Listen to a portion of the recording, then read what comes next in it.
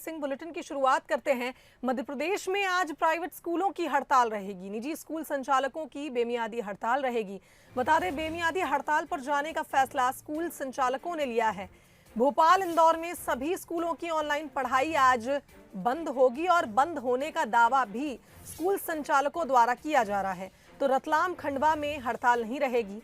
भोपाल, इंदौर में निजी स्कूलों की आज हड़ताल रहेगी। बेमियादी हड़ताल पर स्कूल संचालक जा रहे हैं, जिसके चलते ऑनलाइन पढ़ाई प्रभावित होगी।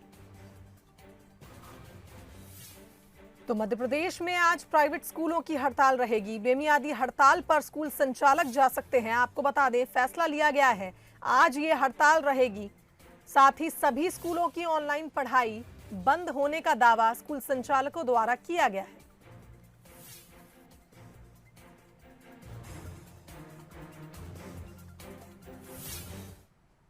चलिए नजर डाल लेते हैं कोरोना के ग्राफ पर। तो मध्य प्रदेश में कोरोना का ग्राफ अब कम हुआ है। 24 घंटे में कोरोना के 23 नए मरीज मिले हैं और अब तक 7,90,175 संक्रमित मरीज प्रदेश में मिल चुके हैं।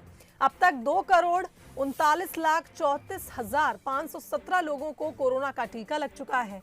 वहीं प्रदेश में 823 लोगों को कल वैक्सीन लगाई गई। तो आपको बता दें, वैक्सीनेशन महाअभियान लगातार मध्य प्रदेश में जारी है। वैक्सीनेशन के मामले में मध्य प्रदेश पहले स्थान पर पहुंच गया है। वहीं नए संक्रमितों के आंकड़े देखे जाएं तो मध्य प्रदेश में पिछले 24 घंटे में 23 मरीजों की पुष्टि हुई है। तो लगातार रिकवरी रेट में बढ़ोतरी हुई है। पॉजिटिविटी रेट अब 0 की ओर लगभग पहुंच चुका है। 23 मरीज नए कोरोना के कल प्रदेश में मिले हैं।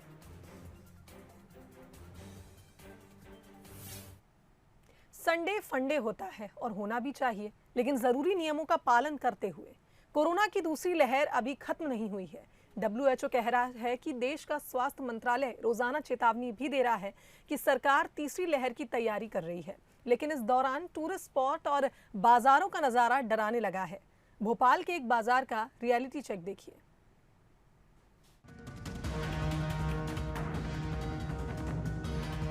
जी हाँ, तस्वीर भोपाल के न्यू मार्केट बाजार की है।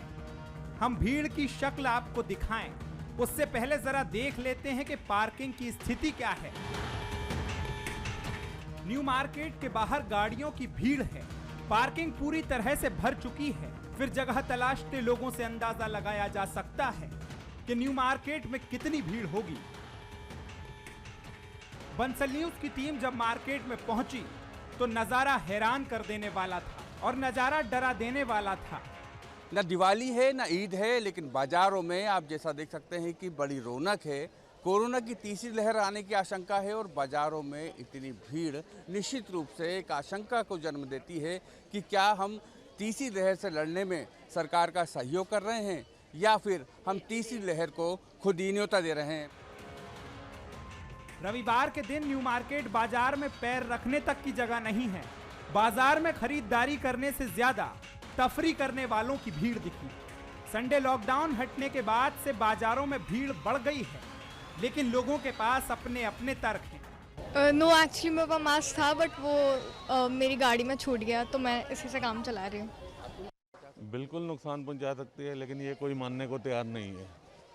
हमारा ये हो गया हिसाब किताब कि जब तक कुछ आ ही नहीं जाती मुसीबत, तब तक हम मानने को तैयार ही नहीं होते हैं।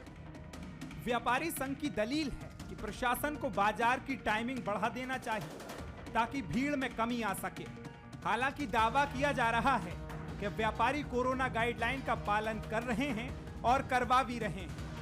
नहीं, मास्क का तो नॉर्मली हर आदमी पालन कर रहा है और सोशल डिस्टेंसिंग का अभी क्या, इस वक्त जब बाहर निकल रहे हैं तो इस वक्त थोड़ी सी प्रॉब्लम जाती है। और हम चाहते हैं सरकार से कि भाई रात को 11 बजे तक खुला रखेंगे तो क्या है, सोशल डिस्टेंसेस का भी पालन होगा और क्राउड भी कम हो जाएगा। विशेषज्ञ मानते हैं कि यदि भीड़ ने कोरोना की गाइडलाइन का पालन नहीं किया तो तीसरी लहर को नहीं रोका जा सकता है। मास्क पहने और सोशल डिस्टेंसिंग का पालन करें तो लहर को कई हद तक रोका जा सकता है। इस भीड़ को देख के तो नहीं लगता है, लेकिन अगर लोग कोविड एप्रोप्रिएट बिहेवियर के साथ जीने लगें और अपने आप को सुधार करने लगें और वैक्सीनेशंस को प्रॉपर कर ले तो ये बात सच है कि हमारे हाथ में है कि थर्ड वेव आएगी कि नहीं आएगी। लेकिन भीड़ देखकर साफ अंदाजा लगाया जा सकता है कि सोशल डिस्टेंसिंग का पालन तो बिल्कुल नहीं किया जा रहा है। हम सरकार की तरफ उम्मीदों की टकटकी लगाए देखते रहते हैं, लेकिन क्या हम अपनी जिम्मेदारी निभा रहे हैं? ऐसी भीड़ देखकर तो नहीं लगता। ये अगर भीड़ कायम रही तो हमको तीसरी लहर रोकने में नाकामयाबी हासिल होगी। कैमरामैन भरत बुंदेला के साथ जुगल किशोर शर्मा, बंसल न्यूज़, भोपाल। इधर आगरमालवा में लोग लापरवाही करते हुए कोरोना की तीसरी लहर को न्योता देते हुए नजर आए। कोरोना प्रतिबंध के बाद भी जिले में रविवार हाट बाजार लगाया गया और हाट बाजार में लोगों की भारी भीड़ उमड़ी। कोरोना गाइडलाइन का जमकर उल्लंघन किया गया। यहाँ लोगों ने ना तो मास्क लगाया था, ना ही सोशल डिस्टेंसिंग का पालन किया गया। प्रशासन भी लोगों की इस लापरवाही से बेखबर है। हालांकि 24 जून के बाद से जिले में एक भी केस नहीं आया है, लेकिन ये लापरवाही तीसरी लहर को बुलावा जरूर दे सकती है।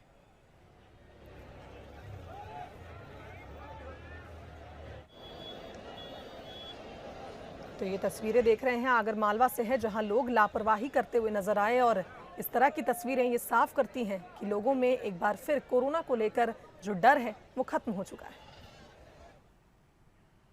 आपको दो और तस्वीरें दिखाते हैं जो कोरोना को न्योता देती नजर आ रही हैं। पहली तस्वीर मध्य प्रदेश के मिनी कश्मीर कहे जाने वाले पचमढ़ी की है, जहां अनलॉक की शुरुआत के बाद से पर्यटन स्थलों पर सैलानियों की भीड़ बढ़ती जा रही है। साथ ही साथ कोरोना का खतरा भी यहां बढ़ता हुआ नजर आ रहा है। वहीं दूसरी तस्वीर मांडू की है। यहां भी अनलॉक होते ही बड़ी संख्या में पर्यटक पहुंच रहे हैं, लेकिन दूसरी लहर का सितम भूल गए हैं और कोरोना गाइडलाइंस की धज्जियां उड़ाई जा रही हैं।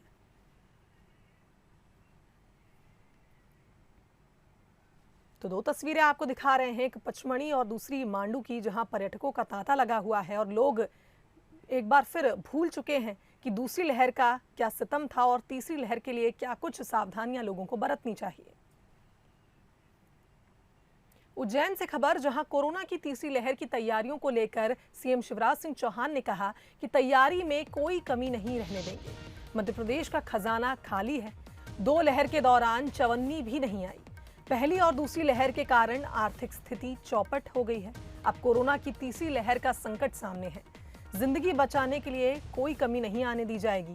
फंड की व्यवस्था कहीं से भी करेंगे। तैयारी, उस इंतजाम को आप सब भी देखें। कलेक्टर, प्रशासन, कमिश्नर सब यहाँ पे। फिर वैसे दिन ना आ पाए इसके लिए जी जाने कर रहे हैं। उसके लिए धन की कमी भी नहीं आने देंगे। कोरोना के काल में कड़की है, ये बताने में मुझे संकोच नहीं, खजाना खाली है इस समय, लेकिन कहीं ना कहीं इंतजाम करके कर रहे हैं, क्योंकि 3-1 महीना 4 महीना कुछ आए नहीं। देखो 2-2 लहर आई, 8-10 महीना तो उसमें बेसिक चले गए, खजाना खाली पड़ा रहा। अगर अपनी भाषा में तो चवन्नी नहीं आई, लेकिन फिर भी चला ना। अब धीरे धीरे ये वित्त मंत्री बैठे, धीरे धीरे जुगाड़ लगा के करते जा रहे हैं। अर्थव्यवस्था गति पकड़ेगी। आगे बढ़ते हैं दिल्ली से खबर, जहां सीएम शिवराज सिंह चौहान दिल्ली दौरे पर हैं। आपको बता दें, केंद्रीय मंत्री नरेंद्र सिंह तोमर से सीएम शिवराज सिंह चौहान ने मुलाकात की। वहीं सीएम ने केंद्रीय मंत्री डॉक्टर वीरेंद्र खटीक से भी मुलाकात की। तो सीएम शिवराज सिंह चौहान दिल्ली दौरे पर थे। उन्होंने सीएम ने केंद्रीय मंत्री डॉक्टर वीरेंद्र खटीक से मुलाकात की। साथ ही केंद्रीय मंत्री नरेंद्र सिंह तोमर से भी सीएम शिवराज सिंह चौहान ने मुलाकात की।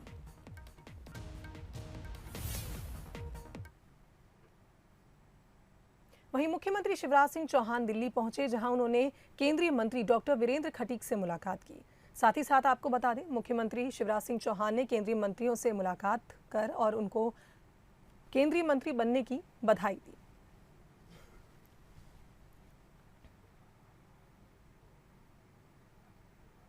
तीसरी लहर की संभावना के बीच सीएम शिवराज सिंह चौहान ने इंदौर के गंगवाल बस स्टैंड के पास अपना काफिला रुकवाया और ऑटो चालकों के साथ ही लोगों से बातचीत की। सीएम शिवराज सिंह चौहान ने ऑटो चालकों से वैक्सीन लगवाने की अपील की।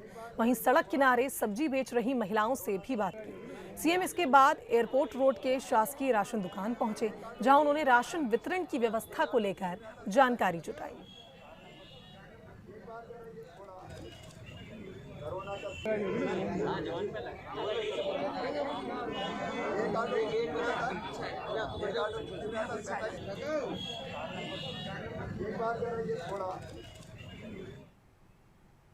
कटिया डालकर बिजली जलाओ, बिजली वाले आएंगे तो मैं देख लूंगा।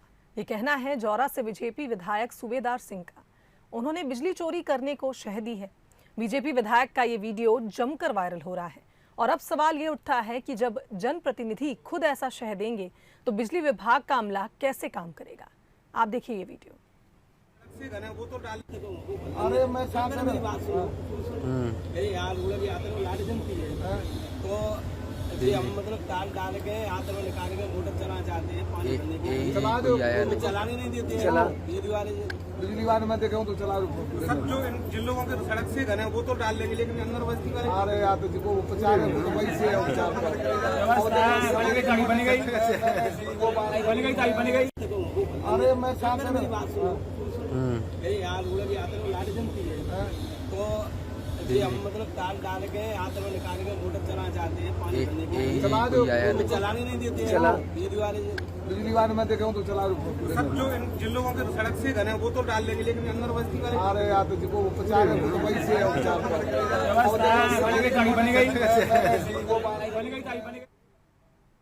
मध्य प्रदेश की उम्मीदों को अब पंख लगने लगे हैं। केंद्र में ज्योतिरादित्य सिंधिया के मंत्री पद संभालते ही प्रदेश को सौगात मिलने का सिलसिला शुरू हो गया है। उनके मंत्रालय से पहली किश्त में क्या मिला, देखिए इस रिपोर्ट में। मध्य प्रदेश को सिंधिया की सौगात। महाराज ने एमपी को दी 8 नई उड़ान। अभी महाराज से उम्मीदें बरकरार। मध्य प्रदेश के दिग्गज नेता ज्योतिरादित्य सिंधिया ने उड्डयन मंत्रालय की कमान संभाल ली है। देश की उड़ान को नई दिशा देने के लिए सिंधिया ने मैदान भी संभाल लिया है। सिंधिया ने पहला मास्टर स्ट्रोक मध्य प्रदेश के लिए खेला है। 16 जुलाई से मध्य प्रदेश में 8 नई फ्लाइट शुरू होगी। ग्वालियर मुंबई ग्वालियर, ग्वालियर पुणे ग्वालियर, जबलपुर सूरत जबलपुर, अहमदाबाद ग्वालियर अहमदाबाद फ्लाइट शुरू होगी। तो सिंधिया जी ने अभी 2 दिन पहले काम संभाला है। सबसे पहली सौगात इस पूरे मध्य प्रदेश को दी है और ग्वालियर के बाद और तमाम सारे शहर मध्य प्रदेश के हैं जहां फ्लाइट मूवमेंट की आवश्यकता है और इससे न केवल ग्वालियर का अपितु संपूर्ण मध्य प्रदेश का जो पर्यटन है वो विकसित होगा, व्यापार और रोजगार के नए अवसर सृजित होंगे। तो इसके लिए सिंधिया जी धन्यवाद के पात्र हैं और हम सब विश्वास करते हैं कि प्रधानमंत्री नरेंद्र मोदी जी के नेतृत्व में उनका मंत्रिमंडल, उनके मंत्रिमंडल के विभिन्न सहयोगी अलग अलग प्रकार से मध्य प्रदेश को विकास के नए प्रतिमानों की ओर लेकर जाएंगे। हालांकि ज्योतिरादित्य सिंधिया से मध्य प्रदेश की उम्मीदें भी ज्यादा हैं।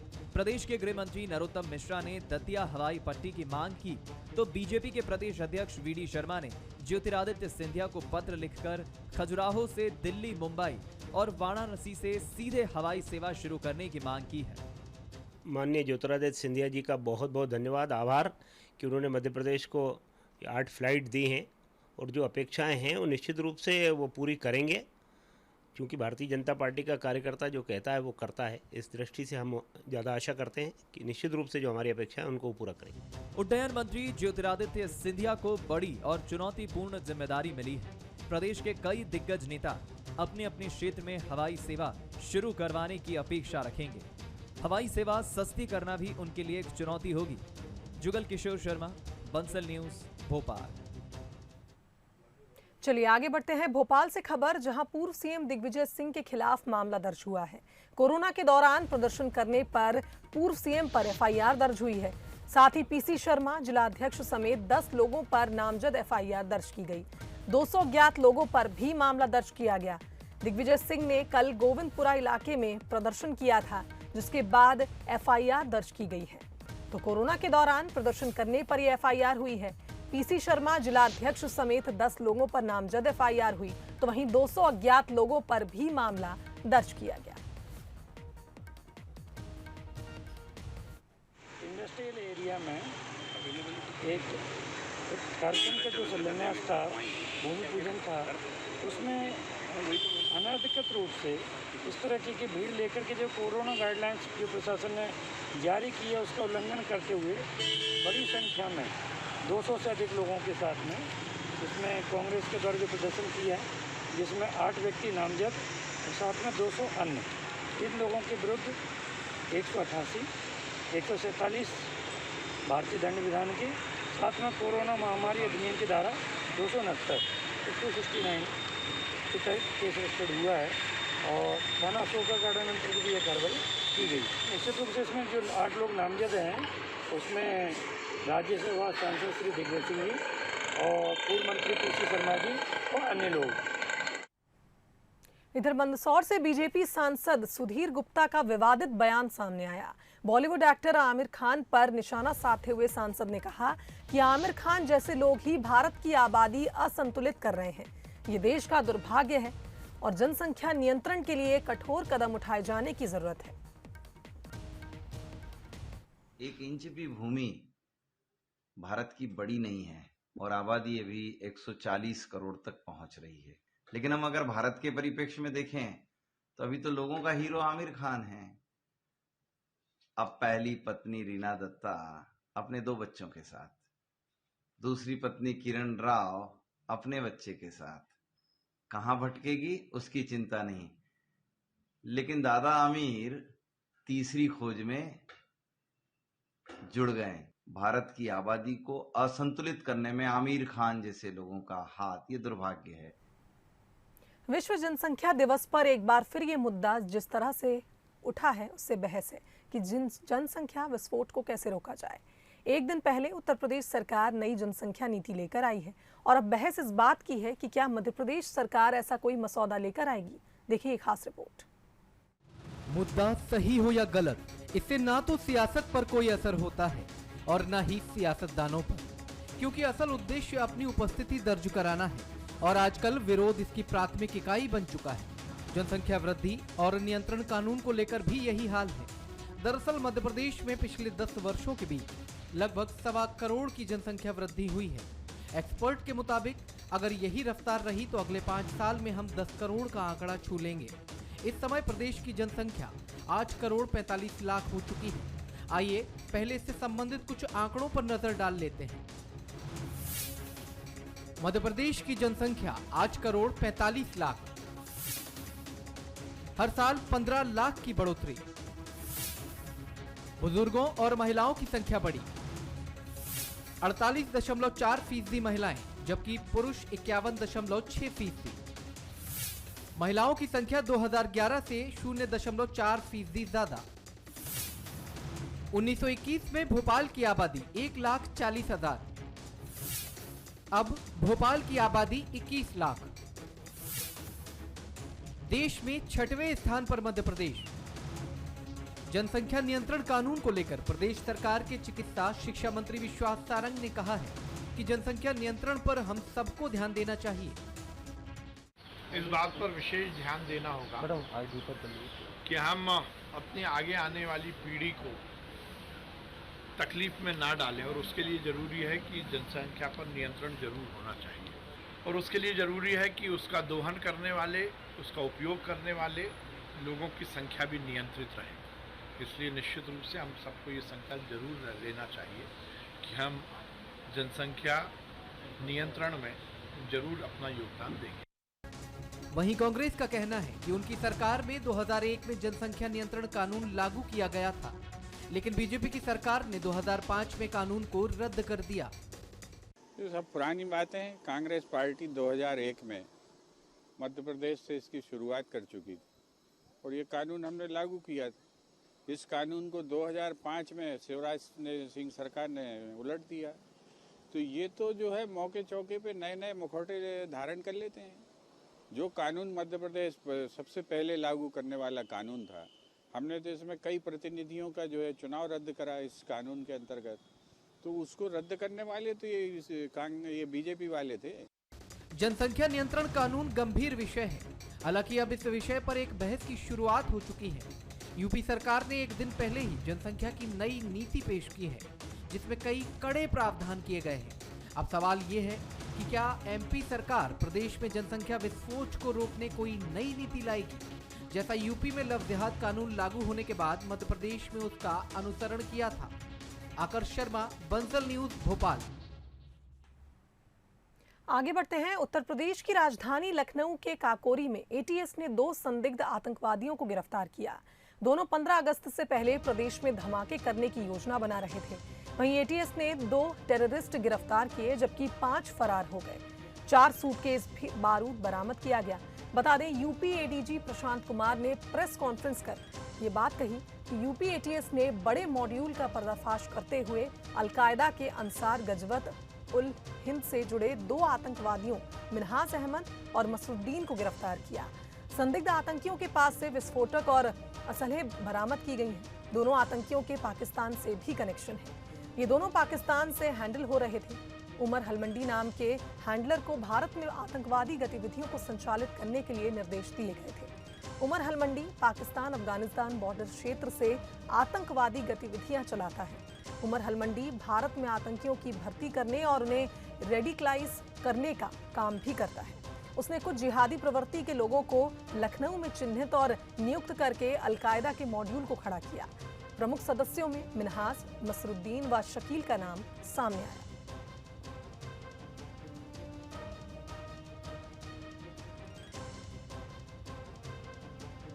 घटना को अंजाम देने के लिए तथा योजना बनाने में मिन्हाज अहमद पुत्र सिराज अहमद निवासी रिंग रोड बगारिया जेहटा बरावन कला दुबग्गा थाना काकोरी तथा मसीरुद्दीन पुत्र अमीनुद्दीन निवासी सीतापुर रोड मोहिबुल्लापुर लखनऊ थाना मड़ियाहू मुख्य भूमिका निभा रहे थे।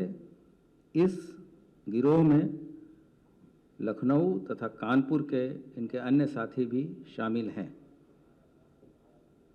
इनके द्वारा उत्तर प्रदेश के तथा मुख्यतः लखनऊ में कभी भी आतंकवादी घटनाएं की जा सकती हैं, इसकी सूचना थी।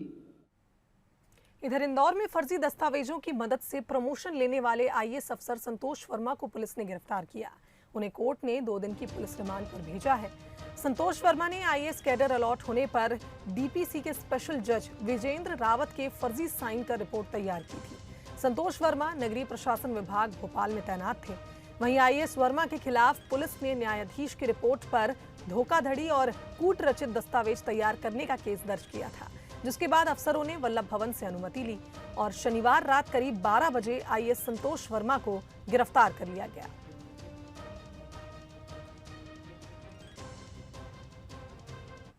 इस पूरे मामले में उनके द्वारा एक दुष्मुक्ति का आदेश पेश किया गया, जिसके आधार पर आगे की प्रोन्नति उनकी हुई। लेकिन बाद में जांच में पाया गया कि माननीय न्यायालय से उस बारे में जब जानकारी ली गई तो पाया गया कि ऐसा कोई आदेश न्यायालय के द्वारा पारित ही नहीं हुआ था।